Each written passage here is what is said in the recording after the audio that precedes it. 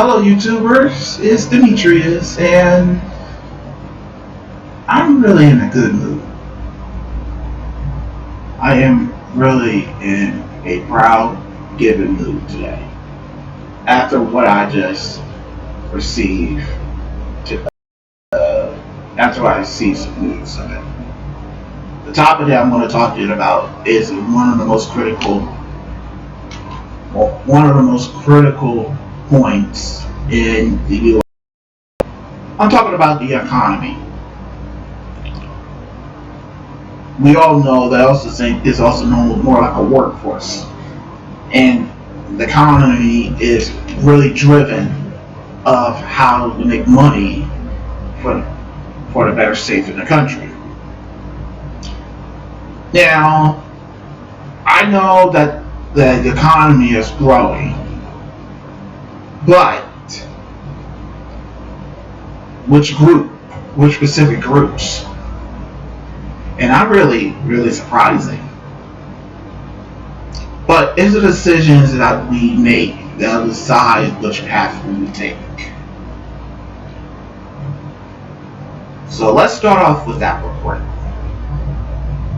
I just found out today. Well, before I'm going to bring it back, we know it's going to be close to almost 12 million. It's going to be close to 12 million going to be total when they're going to make an announcement either tomorrow or next week. But right now, this country under President Obama has made around 11.6 million jobs. That means all the states, doesn't matter where. And here's where it got me surprising. For the first time ever, those with a higher degree or above are now the majority. Around 8.4 million jobs are being created, and those with that kind of requirement requires it. Attain those jobs or hire into it. 3.1 million goes for those with associate's degrees or some college education. Unfortunately, for those who has only high school or less, only around 80,000. I want to let you guys know, right before the Great Recession, those with a high school diplomas or less holds the majority. After that Great Recession, everything's changed. This is a different kind of economy that we've seen all those years before the Great Recession. You got modern technology come into play. You have those coming out of colleges with fresh new ideas, who are hungry, really driven, more determined, even though they have student debt. But as long as they're working on those jobs, more like professional, industrial, engineering, federal government, in any form, they could be easily pay off the debt. Unfortunately for those who are high school or less, no offense for those who decide to make their own businesses and somehow make strong success of it. Because I know I heard about those who drop out of college, drop out of high school, and start able to make their own businesses, and now here they are, they're making billions of dollars. But besides those people, this is a decision you chose. And I've seen those who dropped out. It ain't pretty.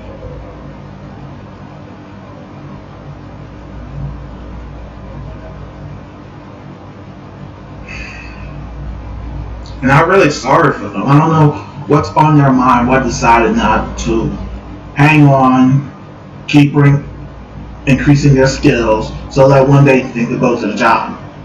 I know some of the reasons, whether it's like family issues or any certain form. One thing I don't like is laziness. You don't want to put everything into the waste. You don't want to let those who are close to you slow down. I don't give up. Right now, I'm doing a graduate, and next year I'm getting a master's in civil engineering. Hopefully, I'll be able to find a job that is involved with transportation, mostly particularly public transportation. So that is the big game changer. I'm hungry, I'm driven, and I'm really determined. Now, I know I'm not the only one of those who are in college and becoming part of the history. And that is a good thing. Because time has changed. The economy is different. And we must keep keeping that trend. Now, those jobs are mainly those involving in the urban and suburban areas.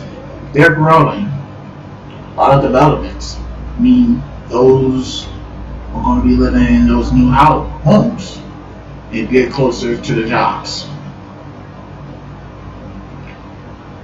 The rural areas are lagging behind because they're really not really closer to the to the urbans or any connections to it. And that's where politics really coming in.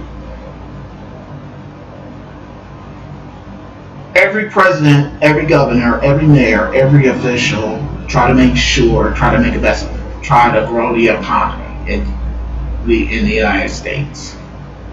The one thing I don't like is blaming other people for their downfall. Everybody makes his or her own decisions. Once you make that decision, you gotta take responsibility instead of not blaming other people. So mainly those in the rural areas, they want to blame the president because they're really behind. I want to tell those, if you really want to grow in the economy, leave out the house, do something, find one, because that'll make you feel better. Instead of staying there, keep hearing those news and blaming the other parties. That's more like a coward way. That's more like a coward excuse.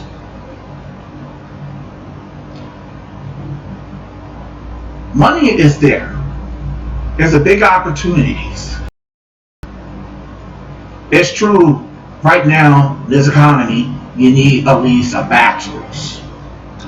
Mostly particularly for civil engineering, you need a bachelor's degree. I have a mathematics, and soon I'll get a master's in civil. Either way, I'm going to make some big money. Thus, able to pay off the debt in a faster rate than those with a high school or diploma or less.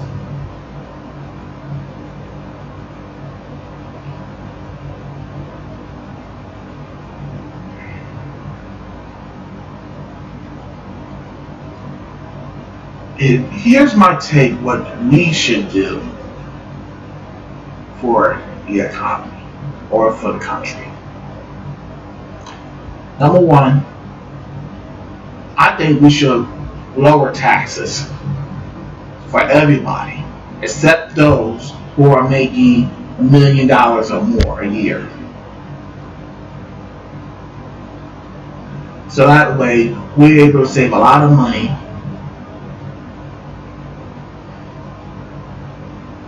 investing more, so in time more money will be created, and jobs can also be created at the same time.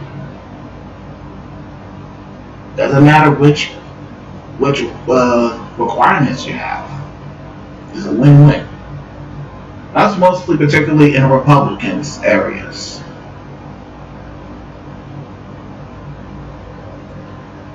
Second,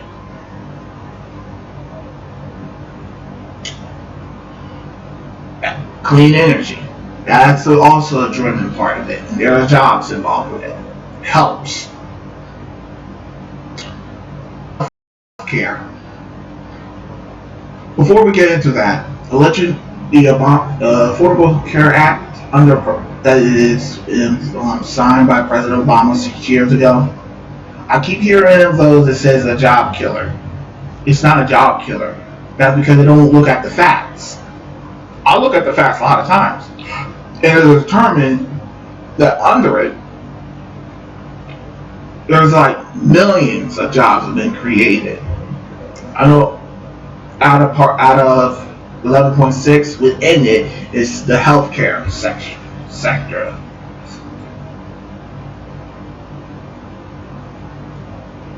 At the same time, those who are under the assurance of it able to see it cheaper. And maybe it increase a little, but not as much without it. That's a good thing.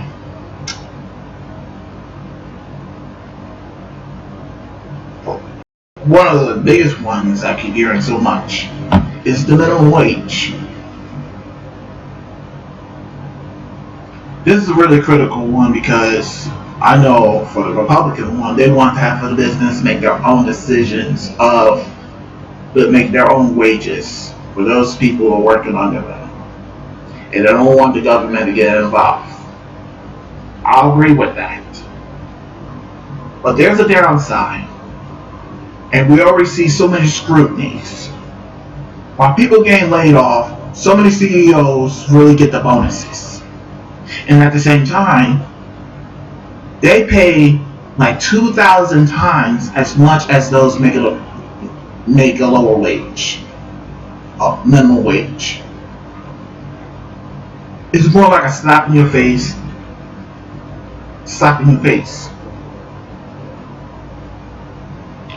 Now I see those. No, let me take that back. Right now, minimum wage,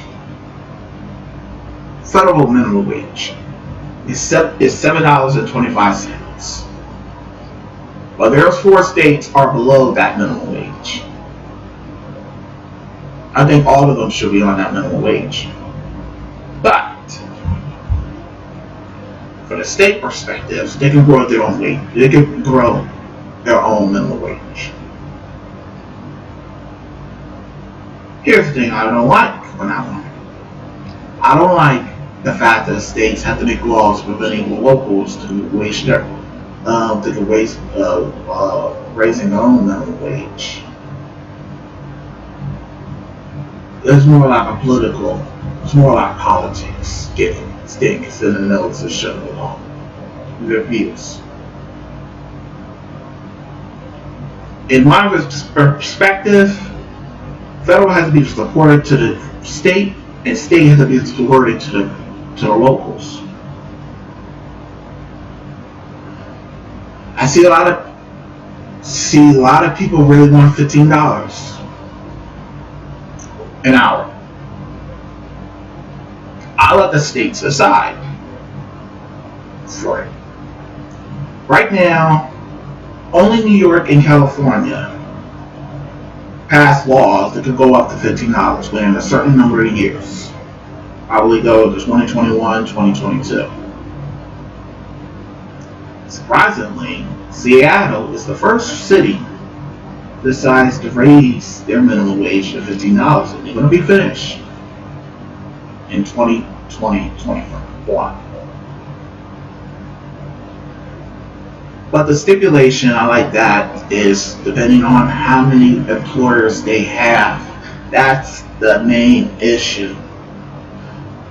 Those with higher employers within the business, those will be raised up that wage within a short amount of years. Those with lesser employers have much more time. When you're having more money being created, when people getting paid more, Also help the economy. How about the saving money? How about paying the debt? Getting out of poverty? Or anything else? At least that helps the family or any kind of individual or a certain country. Right now, the federal debt is like close to $20 trillion. And we should not let politics get in the way. As long as everybody make their budget directly, as long as they're making surpluses, that benefits the most. I don't want to see any deficits. I don't want to see any bickering. I want to see it get it done. That debt is much more to burden to everybody. And we have no time to pointing fingers at others. The wars, the politics in Washington drove that federal debt. And I held them accountable for it. The federal workers, they deserve to get a federal raising the minimum wage. Us, for those with, like I said, steps, gotta make steps. Gotta make much amount of years to the actual amount of requirements. Hillary Clinton wants $12. Bernie Sanders wants $15. As a majority of the metro cities wants $15. That's wrong. Those cities are dealing with poverty the most. So like I said, I'll let the locals decide their wages. I let them decide to raise the minimum wage. Not the states, not the federal. Okay, the federal. How about the federal workers? That's good. But the state and the local have to make the decisions. But the state cannot do it. I felt the state should stick their nose to tell everybody what minimum wage, what to do, what not to do. Cities, urban, suburban, royals, counties, township, cities, they will decide on themselves. If things went good, if they make a lot of money, then they should raise it. If it's a slow process, then they're making money, but it's still a slow process. That's their step. That's their progress. They're trying to make sure that they're getting on a certain level so that when the time comes, then it's time to raise the minimum wage. I don't like higher ups rub their faces with their money. I'd rather have them to give up their salaries, give up their bonuses, and help out those who are in danger of getting laid off. Or how about those who are in poverty? That helps. Nobody likes to be ripped off.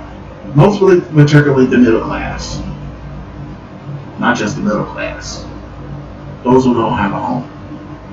Those who live on the streets. Those who really want to find some place to make a good work out of themselves. Or making money.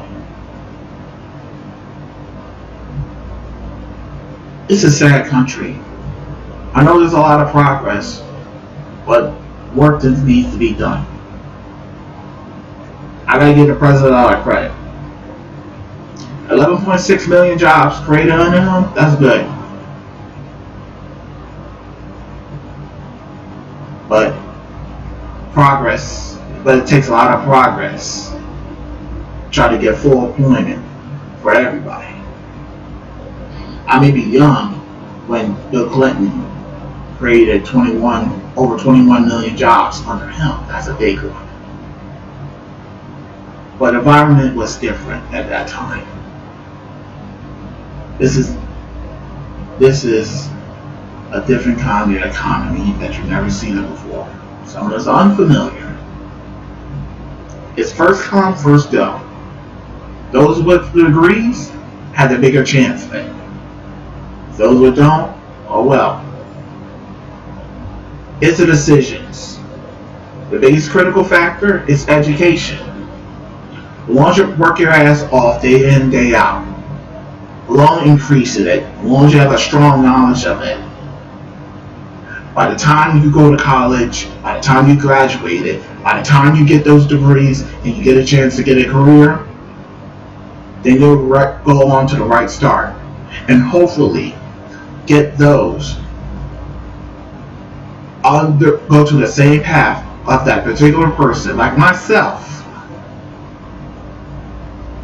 to get the opportunity they really deserves.